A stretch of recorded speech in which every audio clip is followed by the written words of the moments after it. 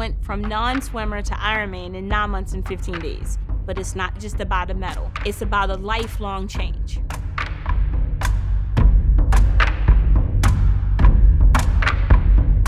Rule number 1, you gotta have a dream bigger than you.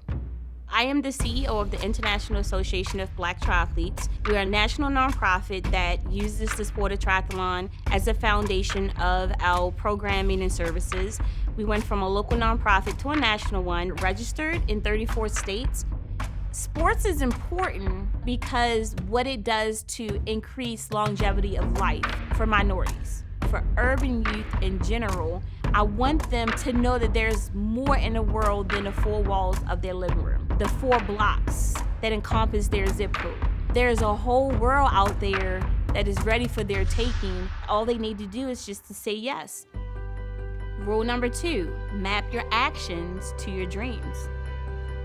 Growing up with my grandmother, we ate a lot of fried foods, a lot of fat, it was a lot of stuff.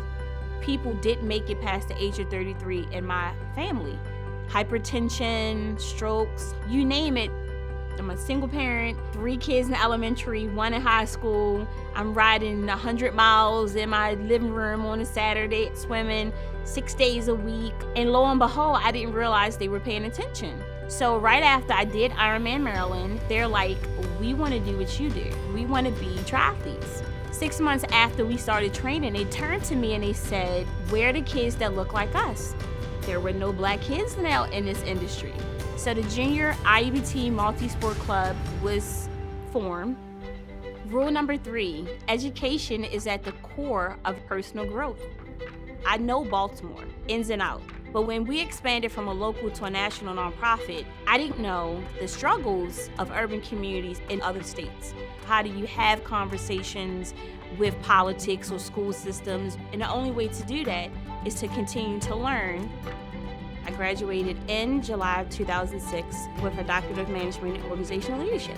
Through my dissertation and my process, I knew what I was talking about and that I was an expert in an area that no matter how the world saw me, that I felt confident enough to keep pushing forward. Rule number 4, falling is not failing. I have a fear of failure. In the nonprofit world, you have those moments because you don't necessarily have funding to fund your cause. So you're not quite sure if what you're doing is valid. Every time that I felt like I was exhausted, I had my kids in my face pushing me to the next level.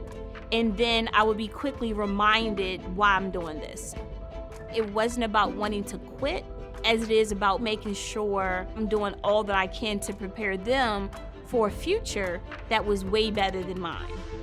Rule number 5, if you're in the club, then you know you belong.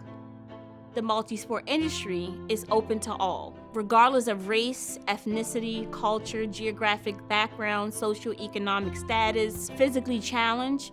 It's open for everyone. 6 years ago, there were less than 5% of African Americans in the sport.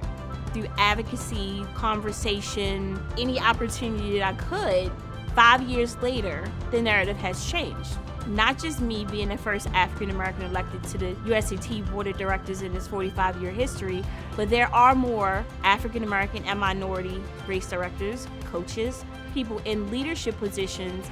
So I felt that being an advocate for change, it needed to happen. The doctoral process just forces you to look through a different set of lenses. It's not about you, Takima. It's about the world. And how do you as a person go out and impact the world differently from the way you come in? My rule is trust the process.